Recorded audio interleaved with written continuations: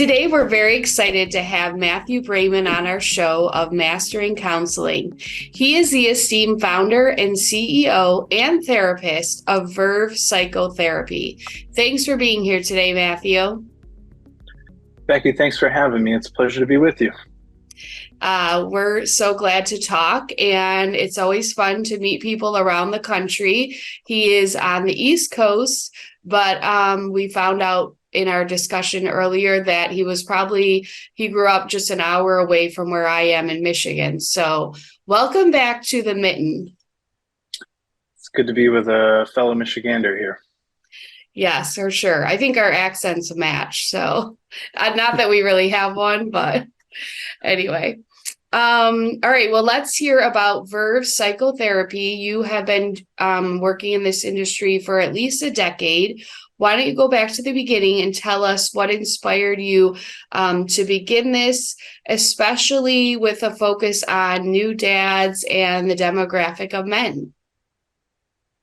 So yeah, it's been a better part of a decade, a little bit more than that, but my private practice journey has taken shape over the past 2.5 years. And like you say, kind of going back to the beginning, it all got started with a bit of a rough time, kind of a rough patch where I was on my way into my freshman year of college and just not really prepared, not serious about studying. And I found myself a lot more interested in socializing and just kind of being in a new space with a lot of new people and partying. And I never really made it to much class. So I actually had a big kind of fall from grace with a 0.0 grade point average at the end of my very first semester of freshman year in college.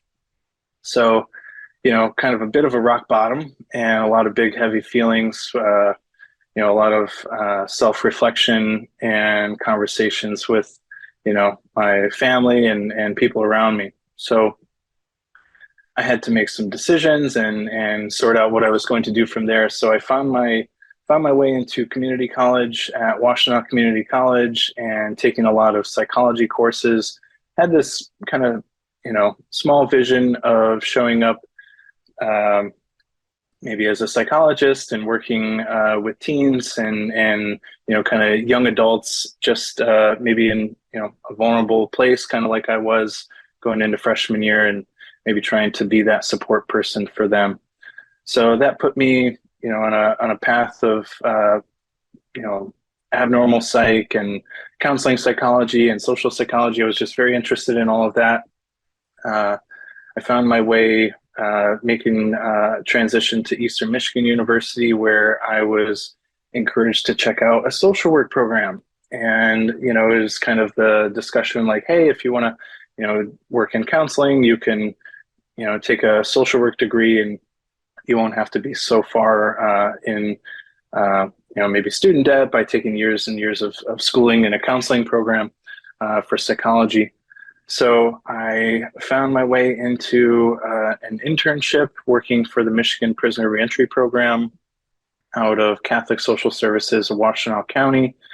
And I definitely connected with that work. I ended up taking an additional year to work in that program as a contractor after I graduated with my bachelor's of social work degree. So during that gap year, I was looking at grad schools and master's of social work programs. I found, several options, and maybe, I don't know how, but I said no to the University of Michigan. I could have just enjoyed, another year or two living with family and saving money and having a really great education with the University of Michigan. But I ended up pursuing a Master of Social Work degree at New York University Silver School of Social Work. And through there, I worked in a juvenile justice program with my internship and made a lot of really great connections and relationships, and had really great clinical experience through NYU's program. I took my first job at New York Psychotherapy and Counseling Center, and I was working in their child and family mental health clinic in Bushwick, Brooklyn, NYPCC. They're one of the largest behavioral health providers in New York City. And, in that experience, I worked for a solid 6, almost 7 years. The last 2 years of that chapter, I was working as a clinical supervisor, working with many licensed mental health clinicians and counselors and marriage and family therapists and supervising their work. I had bounced around and moved a few times. Following my wife's career and her training program, we moved to Atlanta, Georgia, and I got connected working for a private group practice and worked with all adults. But it definitely showed me the kind of world of private practice and really helped support me in my vision in going into solo practice. That was a really great experience. And while I was working there, I also worked part-time with the adolescent crisis stabilization unit that was, generally like a community-based service organization through the state of Georgia and a public-private partnership with a nonprofit. But there was a lot of really great experience working directly with adolescents, but I also had a role and responsibility of coordinating a family care and family program. So I had a lot of interactions with parents, and then supporting their youth and their youth transition back into the community after inpatient treatment, and then combine all of that with my child and family therapy experience at New York Psychotherapy, where I was working with a lot of parents and family therapy, and especially for individual adult therapy, a lot of men were interested to work with me as I'm a guy. Working on men's issues for some men might be more comfortable working with a male therapist. In and around the time that I was planning my solo practice, I just was also going through a personal transition and welcoming first child with my wife, and we were becoming parents, and I was becoming a new dad. But I noticed there was ample and plethora of support available for new moms. And I think I noticed a bit of a gap where new dads and paternal mental health was maybe lacking in the available support. So I just decided to kind of position myself as a therapist specializing in working with men and new dads and their partners. Oh, what a well-rounded story. I love how you were in New York, Georgia, Michigan, and how your whole life experience has led you to this. And that's true, right? I mean, there's programs for new moms at every corner, church, any location, but new dads, I think it's awesome that you have taken this route, and maybe we'll get into this more, but I feel like maybe you're working with a lot of people as adolescents, and maybe your experience of going from high school to college, as you mentioned, 0.0. Thank you for admitting that. I think that will help people for sure. And using all of that to lead you where you are today. So thank you for that awesome story and the road of your life. Let's go into Verve Psychotherapy and kind of talk more specifically about the practice and how you are just kind of you show a culture of empathy and make people feel comfortable. And I think you'll get into this because when I was looking at your LinkedIn and website, there's a lot about, I think, the man box and maybe just even helping men feel comfortable to get help and support and coaching and therapy. So, with my I think kind of almost, definitely a privilege. Like I had a solid 12 months or so of time to be able to plan and kind of prepare for my transition into solo private practice. So, I had a lot of conversations with colleagues and trying to just kind of map out a vision for myself and what I wanted my practice to become. And so I definitely spent time thinking about branding and thinking about working with an ideal client and working with, a business plan that included like a value structure and a mission statement and a vision and all of that.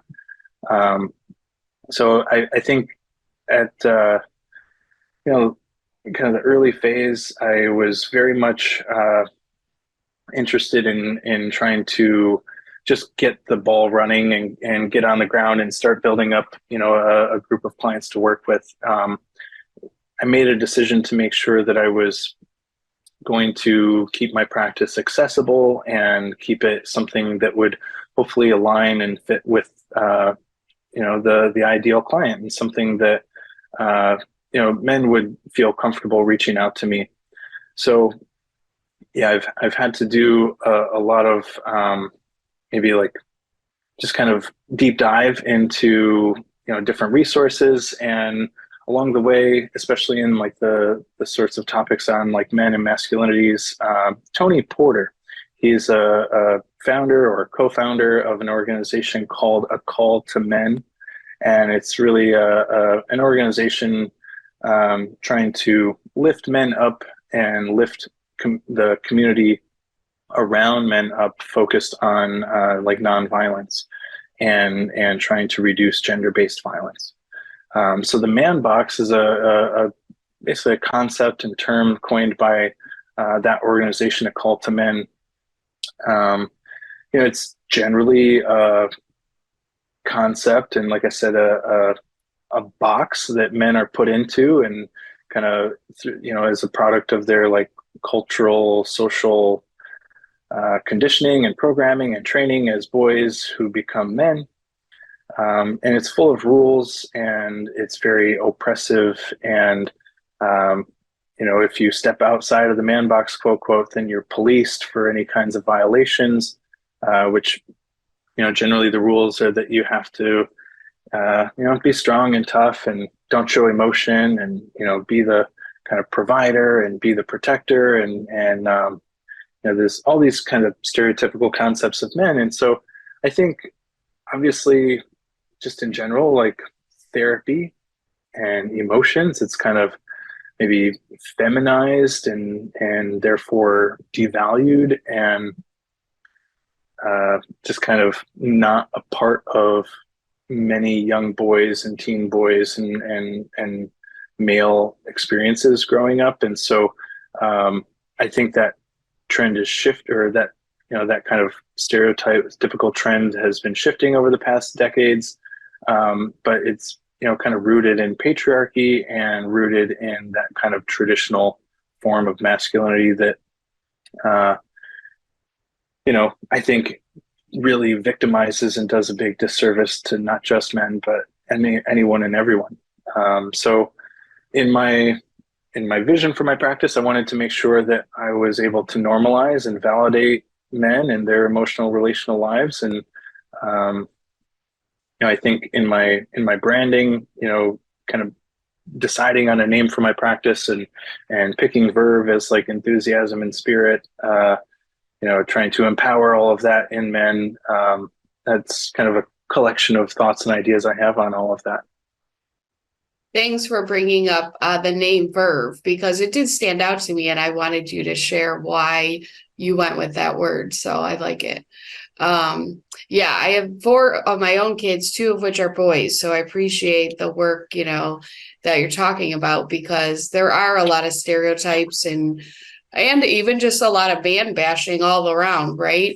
It can definitely be better. And I'm glad you're providing that space. And I would think too that I feel like you are very strong on who you want to help. So I'm imagining maybe sometimes you have to say no to people because you're like, I may not be the right fit. I'm really trying to work on this demographic.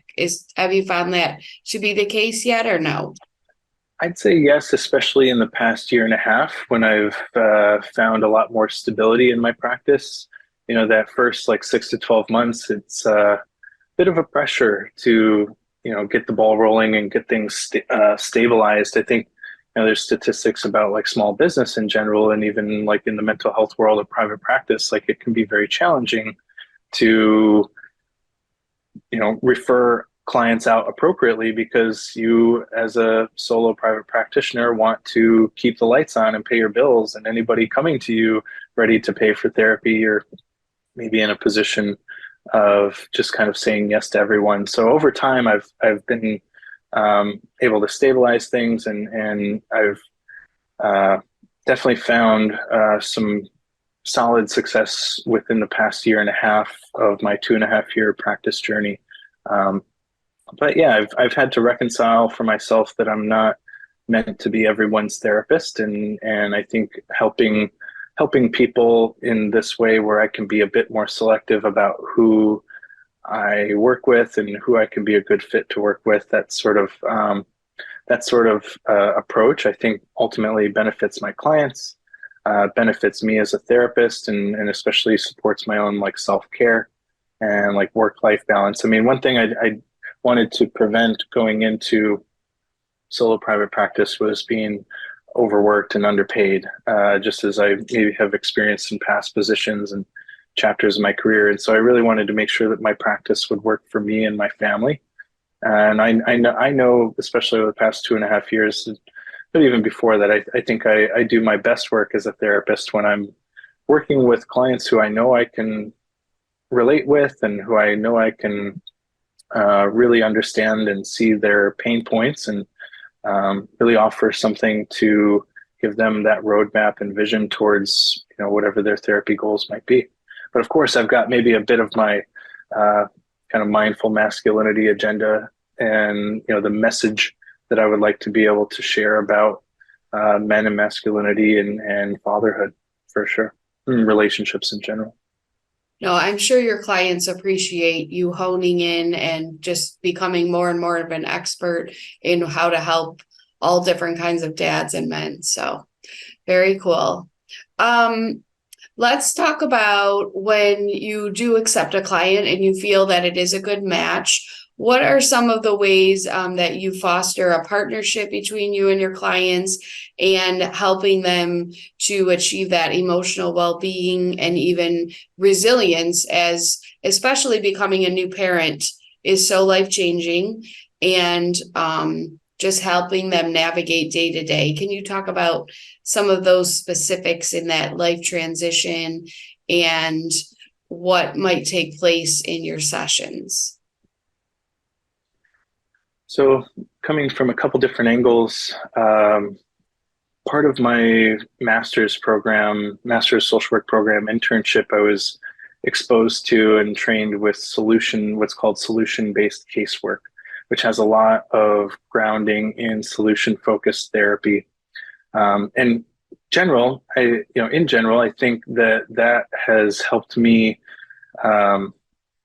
in formulating and conceptualizing my approach for working with men. I take a look at kind of 3 stages and phases of therapy, and I'm open in my messaging on my website, my social media, and in my phone consultations with new clients, that there's a beginning, a middle, and an end to therapy. Just kind of zoom out, like very kind of existential view on life in general. And kind of confronting the clock of time, and trying to make sure that we are intentional with our time. And that first stage and phase is all about learning. Second stage is getting to the heart of it. Third stage and phase I see as like a return on investment, and that's when clients are ready to kind of graduate and discharge and kind of come to an end with therapy. So I'm getting started with clients with this vision in mind and this roadmap in mind, where on the arc and on the whole of therapy, I hope to navigate and guide clients through each of those stages and phases, which that can even show up within a therapy hour. I try to pay attention to how we get started, what goes on in the middle, and how we come to a close and end our time together each and every session, getting that return on investment. So one of the big questions I try to ask about, or one of the kind of concepts I try to achieve with my clients early on is consensus. Getting a consensus about what are the specific kinds of problems or situations we're going to work with and try to treat through therapy. So once I have that kind of consensus, then I can start to guide people into that, continuing through that assessment and learning phase. Along the way, I'm building rapport and I'm trying to help my clients take things seriously without taking ourselves so seriously in a way. Like sometimes there needs to be some room for, humor and slowing things down. And, we're having a chance to slow down and really capture the kind of energy of our therapeutic relationships that's going to help drive the work and kind of, energize whichever kind of approach to treatment that I'm working with. I generally try to offer a menu of different treatment options, and I think that for myself, having flexibility and being able to integrate the treasure of different types of therapy really benefits my clients. And I think a lot of emotion focused and mindfulness based approaches, definitely attachment based approaches. And I think also some of those solution focused and kind of more practical, like skill building approaches to treatment can really benefit, especially men. Particularly, I like to introduce early on in my work dialectical behavior therapy. And I think for many men, they connect with the concept of skills as tools, and we're adding tools to their toolbox. I've got plenty of experience in coaching DBT and group therapy, and especially working with adolescents who are at risk of suicide or violence and substance use and psychosis and all these kinds of severe mental health experiences. And especially if I'm, helping men see that there's a roadmap, there's a vision, there's a purpose and meaning behind our work. I've got that consensus. We're learning together in real time. We're getting to the heart of it.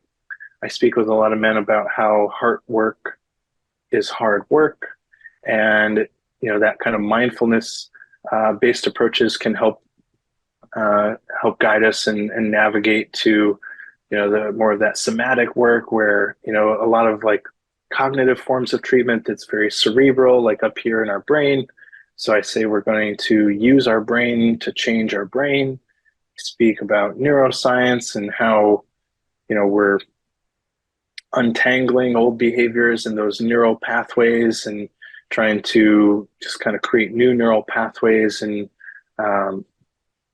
these mindfulness based tools and these attachment based sorts of emotional relational ways of working, it's all going to hopefully allow these men and these new dads to feel more calm, more confident, more compassionate, more connected in their emotional relational lives. I love a lot of those terms, the tools and explaining the science of the brain. And I'm sure that's appealing to many people. And when I was on your website, it was really helpful. I love how you broke down all the areas you help: anxiety, I think specifically to new dads, loneliness, and the writings were really helpful on there. So anyone interested, check that out for sure. Thank you. Yeah. Can you talk about maybe some specific case studies, obviously not mentioning names, of some clients that you've seen some positive outcomes and success in their lives that you would want to share? There's several that come to mind, of course. I think Feel over free a decade, to share a few. We love yeah, to hear the yeah. success. Over a decade, you end up working with thousands and thousands of people and have tens of thousands of clinical hours of work as a therapist. I'll speak to one particular experience I had working with a middle-aged man in his early 30s, mid 30s, and became a father for the first time and had a bit of adjustment stress, of course, as any new parent would. But there was some challenges with being able to hold and soothe their baby, and being able to navigate the stress of like sleep deprivation when, him and his wife are just having a really hard time, because their baby was not sleeping, or sometimes just having trouble with feeding, and trying to navigate this new triad, like this triangle relationship between the three of them, but also the marital relationship, and the kind of stress that shows up when we are sleep deprived and vulnerable, and maybe not moving around or exercising as much, and missing out on some of that kind of stress management opportunity. And the self-care just kind of takes a back seat. I'm sure All you in. talk about sleep a ton with the new dads. That word must Oh come up a goodness. lot. And absolutely it does. And especially for this particular client at that time, they were back to work. So they were working from home and having a hard time, like, getting through maybe like a 12, 15-hour workday, ending, their workday and stepping into another room of the house and turning off, their work hat when they need to put on their dad hat or their husband hat, and just kind of carrying some of that work stress, or carrying some of that work burden into the family space, and the energy and kind of consequence of all of that. Like we definitely, over, I want to say, like a solid, like at least like 9-10 months of working with each other, um, able to turn some negatives into a few positives, and able to really slow down and help this client kind of discover different parts of themselves. I'm a big fan of like internal family systems therapy and part. And so, there's a solid maybe 9-10 months of work where we were able to really slow down and take a long, close look at the so many different parts of my client. Like I very much enjoy working with internal family systems therapy and doing that kind of parts work. And so, he was able to find and recognize different parts of himself, different parts of his wife, and sometimes just different parts of his life in general. And many of these parts might have been in conflict with each other, and we find ways to see and witness them, and maybe kind of redo or go back and be that comforting self-parent for those parts. Really doing some of that kind of like unburdening work where these parts are now hopefully able to kind of feel lighter and feel more seen, heard, and understood, and find some harmony between them. And especially like the moments where we are feeling exhausted and tired and vulnerable, and maybe not well taken care of for our own self, that's where we start to find maybe some irritation and frustration, and those moments and conflict with our partner. Like he was able to and just kind of take a step back and really see like how he was sometimes contributing to his own stress levels, or how he was contributing to his own kind of relational ruptures or conflict. And I think over time he was able to see that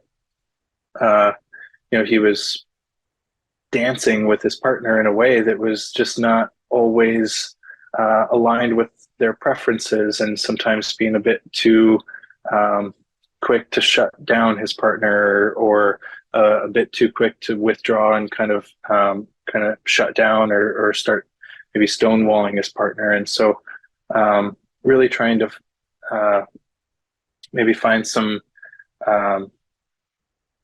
different angles to connect with some DBT skills, and finding also some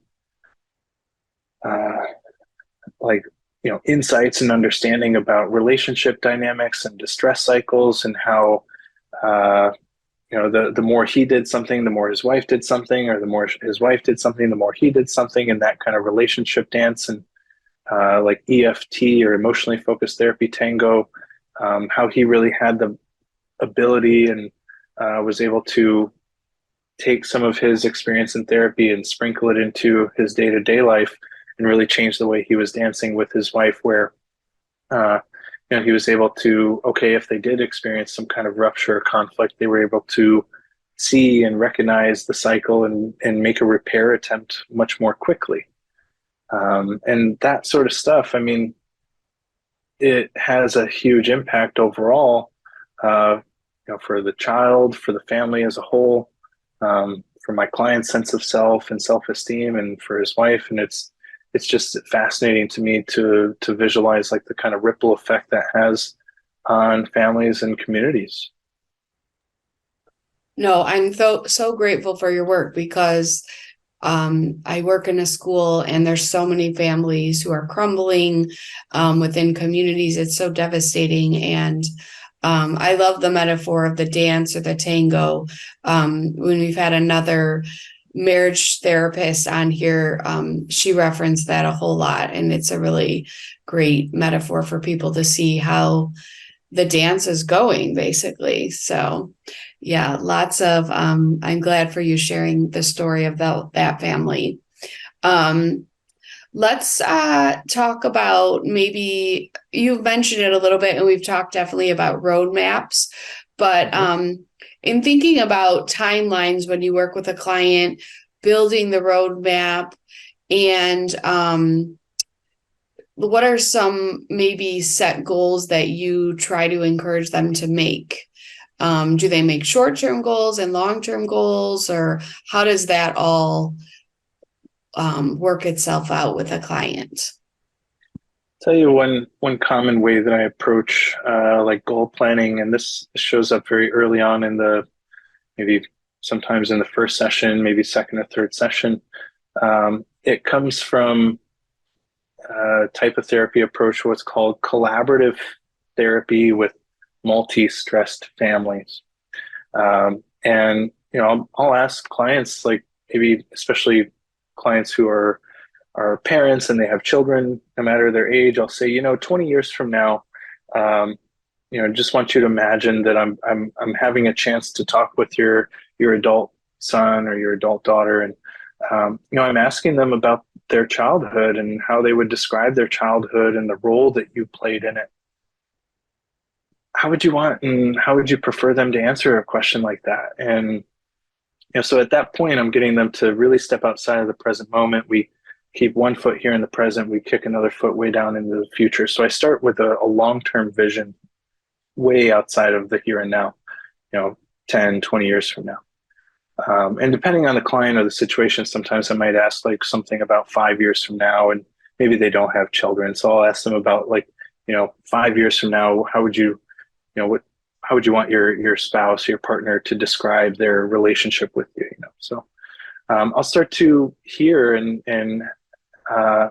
understand their vision as they describe it. And so that becomes this kind of, goal that they have for themselves in their life. And then from there, I start asking questions. Okay, like what are some of the barriers, or what kind of factors might constrain or get in the way of that vision, right? And so we start talking about poor time management, poor self-care, poor, not enough stress management, or just whatever is going on. Maybe it's something getting in the way of that vision. Also steer the conversation towards supports and strengths. I'm saying, okay, here's the barriers. We understand that. Now let's talk about what's going to support and get you closer to that vision. So I always try to make a plug, if they don't say it out loud, like, you're doing your therapy push-ups, right? Like, let's keep doing the therapy push-ups, because that's going to help get you a little bit closer along the way. That's definitely a support. So, we've identified a vision, we've identified a list of barriers and some supports to factor into this vision. And then I dial it back more to the present time and talk with people about next steps. Like, say, for example, a recent client who I'm working with, they've had a really hard time with just the AM and PM routines and trying to get their young kids out the door on their way to school and daycare. And then, maybe you've got an hour in the morning and, kids get home and you've got maybe 1 or 2 or 3 hours in the evening before bedtime. Kids want to play, and maybe some of the barrier to that long-term vision, where a father really wants their children to see them as always supportive and always, just like lifting them up. So now we've understood that maybe some of those like frustrating moments where we're losing our cool as dad, it's not really helping that long-term vision. So these next steps, we have to start working on emotion regulation and distress tolerance, or, how we can cope with uh, emotional and relational life in a way that you prefer and that fits with that long-term vision based on your values and what's important to you. So, from there, I might jump into a bit of a coaching role in trying to teach specific techniques or skills or tools. But certainly, I always try to position my client as someone who knows themselves best. So I ask them, like, exceptions to problems, which is a very solution focused kind of therapy way of working. Like, you've gotten mad before, like what worked? How did you deal with anger then? Or, we try to also leverage consequences, like, okay, there's the vision, like what happens if nothing changes, and do some motivational interviewing around some of the kind of biggest risks or worst case scenarios if things stay the same, and helping people really kind of overcome denial and work through that ambivalence so that they can really see the kind of ripple effect that their everyday life has on that future vision for their children. What a powerful question to ask people about what they want to see in the future, and then breaking it down. That really helps us see the work that you're doing. Let's just shift a little bit to the business side of your practice.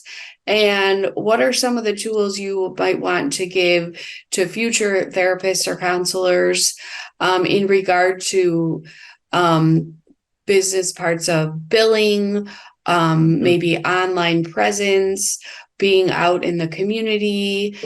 Talk about that aspect of the practice, which I didn't see that or not. I don't know if you handle a lot of that or if you outsource that part of it. So my practice, I'm the it's just me. I'm doing everything. So I'll tell you one thing that you probably won't find, or therapists might not find out there in the mental health world and like the kind of private practice building coaching space. Something that worked very well, I think, for myself was I created a Google Doc. As soon as I knew that I wanted to start planning my practice, I started harvesting resources and links and, different kind of private practice building resources.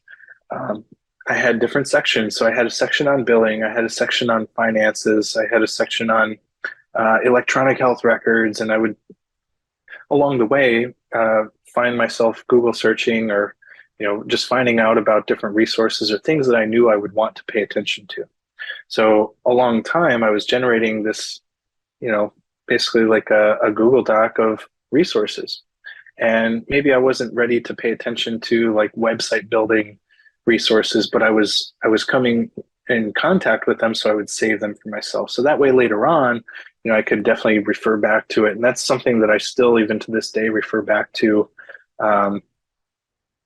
That's something, like I said, personally, that helped me, was just to kind of have a space where I could find resources, hold on to them, and refer back to them over time. I think one thing for me that's, my practice is, it's an online mental health practice. I'm licensed in 4 states. I'm only virtual or telehealth. I do not have an office space for in-person treatment. I've also made the decision to work as a private pay or out-of-network provider. And, I have a sliding scale for my private pay clients if they're opting out of insurance, and then out-of-network clients, I'm generating and providing monthly super bills. One thing, especially for out-of-network clients, that has helped, I have a paid monthly subscription through what's called Nirvana Health. And through that subscription, I have access to offer my clients their out-of-network reimbursement calculator. And so I've got it all set up. Clients can go through and put in a little bit of their health insurance plan information, like an ID or group number. They can select my intake appointments, CPT billing code, or my 45-minute, 53-minute sessions, or couples therapy CPT code, and it will generate an estimate for their out-of-network benefits. So I think especially, that I'm not an in-network provider. Many people, of course, understandably so, are seeking therapy and trying to use insurance to cover the cost of that treatment. And so, as an out-of-network provider, I think that's one thing that helps clients just kind of visualize what they can estimate for their, reimbursement. Also, I have a script of questions on my website where out-of-network clients can use that script and calling their insurance company to verify their out-of-network benefits. I have a sliding scale, and I work as a open path therapist. So, I mentioned earlier in our conversation, I do want to make access to services and treatment with me accessible. And in general, I also have a decade of experience in training and have taken advanced training, and also trying to achieve a work-life balance that supports me and my family. And so I've tried to do a lot of my own money mindset work, formulate a fee that I believe is kind of aligned with that usual and customary rate for the markets in the states where I serve clients, but also doesn't make it too inaccessible. And like I said, I'll slide my fee to a lower fee if needed, and work through maybe annual or semi-annual fee increases along the way.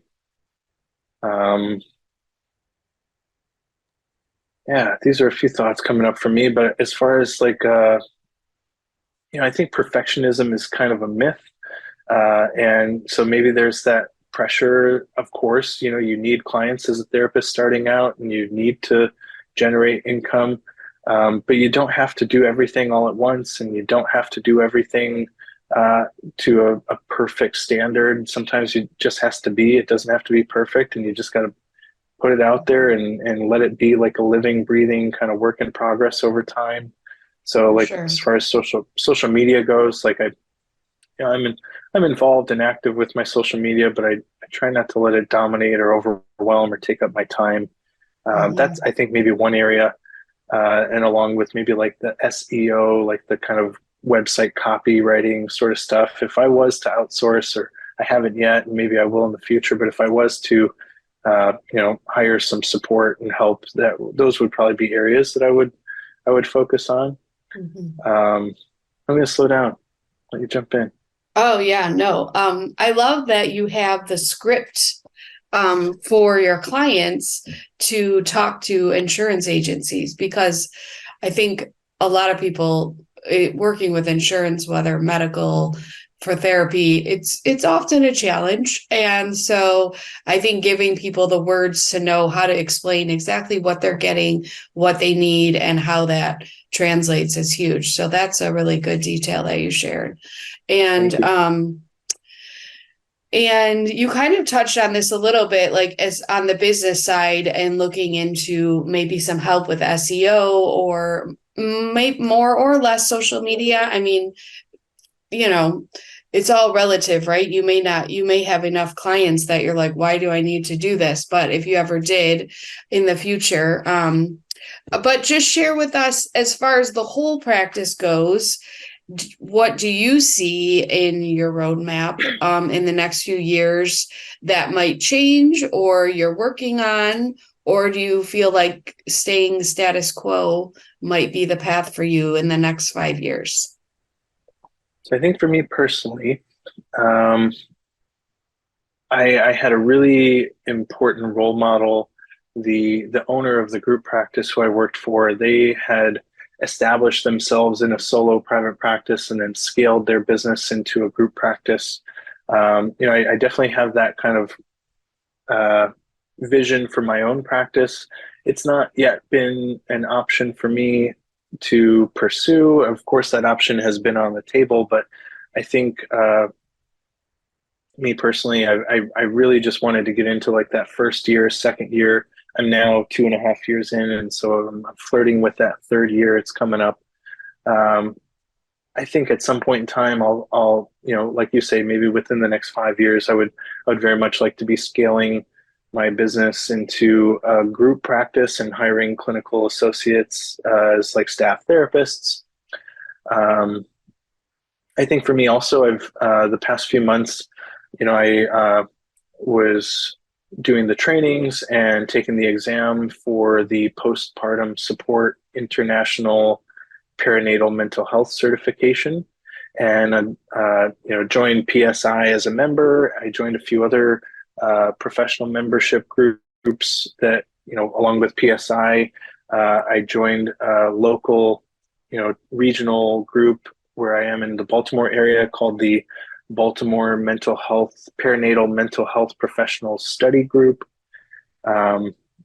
I also joined the American Psychological Association's Division 51, which is the APA Society for the Study of Psychological, or Society for the Psychological Study of Men and Masculinities. And so with PSI, with this Baltimore Perinatal Mental Health Study, and with this APA Division 51, I'd very much like to and see myself, getting active in those membership groups. And, I've made some connections already in those groups where I'm talking with other providers or advisory board members, or, just people who want to focus on different initiatives. And so, whether that shows up in the form of like public speaking or speaking engagements, or some kinds of mental health trainings for mental health providers, or just educating the public and getting a message out there, whether it's through podcasting or blogging or media interviews and features and things like that. I very much have interest in that space, and so I think it might kind of align and fit where if I'm scaling the business into a group practice, maybe I can reduce some of my one-on-one clinical work and focus some attention and energy in those initiatives or in those spaces. One, for example, that's kind of preliminary is an anti-racism task force in the APA Division 51. It's in like a preliminary kind of budget approval process, and they're trying to, sort out what it's actually going to become and look like. But maybe I get involved and have some kind of role and way to contribute in that particular initiative. That's one that comes to mind that's very, very new and recent. So, with the kind of paternal mental health side of things, I'd very much love to see, more support overall and in general. So I'm always networking with a lot of niche aligned therapists, whether they work with new moms or new dads, but, trying to get message and promote that message and reduce stigma and try to really just expand the available support for communities. All these sorts of things come up for me, and they're really important to me. Yeah, so you're doing a lot for sure. That was so many things. I love it. And just the postpartum, I mean, I have to think there's not a whole lot of you in, have an expertise in postpartum for men, but it is such a big transition in life. So I'm glad you're doing that work, and I'm sure it will grow. One thing I did want to mention, and I think then we'll close out, but you're living in the Baltimore area and you're licensed in 4 states. And which states were those again? So New York, I spent the largest chunk of my career there in New York, and also I moved to Georgia, had to get licensed in Georgia. I ended up moving back to New York for another year, and then my wife and I moved to Baltimore area. She took a job in Baltimore, so I had to get licensed in Maryland. And along the way, I wanted to maintain continuity of care for a client who was living in New York, but often attending university in Connecticut. So I got licensed in the state of Connecticut, and along the way, I've connected with many clients in the state of Connecticut and networked and had to really learn a lot about the state. And so, yeah, between these 4 states, that's where I'm licensed. All right. Yeah, that's so interesting with so much telehealth and people being able to help across state lines. And I just love knowing the ins and outs too. I'm sure the licenses requirements vary even amongst those four. Do you find that? They do a little bit. One thing I think, New York State specifically, they're generally up there with California as two of the most like kind of regulated states for licensed providers and licensed professionals. And I think I see this coming into play with like the kind of national conversation of a licensing compact agreement. Like there is, say, for example, for the PsyPact with psychologists and the mental health counseling or American Counseling Association compact. And so, social work is, I think, maybe like in that direction, but having a hard time, especially with the state of New York getting on board. They've just got a lot of unanswered questions. So I know that conversation is ongoing, but I believe it would be nice to expand access to treatment for, I think just looking at like, the number of licensed mental health professionals in this country compared to population. I think it was like kind of February 2021 research came out that like it had been 1 in 10 American adults that were reporting symptoms of like mental health symptoms and like anxiety, depression. Like February 2021 was like 4 in 10 adults. And postpartum stuff is like 1 in 10 mothers and 1 in 7 mothers and 1 in 10 dads. And we need, I think, very much to be expanding access to treatment, reducing stigma, and trying to connect more people with mental health support. For sure. The statistics keep rising and the need for help is growing. And it's just a big time for mental health. So thank you so much for being here. I am really, truly impressed by your practice and the focus that you have. I think it's much needed. And I'm sure many of the spouses are very grateful when the men want to reach out and get support for such a transformative time. And so thank you so much for being here.